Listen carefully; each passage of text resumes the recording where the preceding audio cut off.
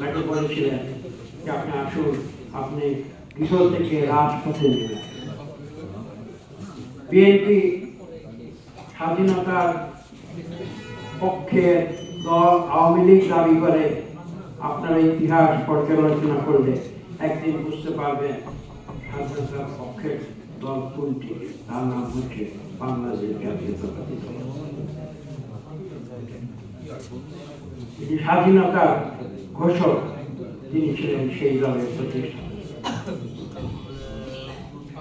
এবং সেদিন বিএনপির সিনিয়র নেতা দেশনেত্রী বেগম খালেদা জিয়াকে অনুনয় করে বলেছিলেন যে এই দল থেকে আমাদের প্রতিষ্ঠাতা জিয়া রহমান বিদায় নিয়েছেন, কিন্তু আমরা তো থেমে থাকতে পারবো না।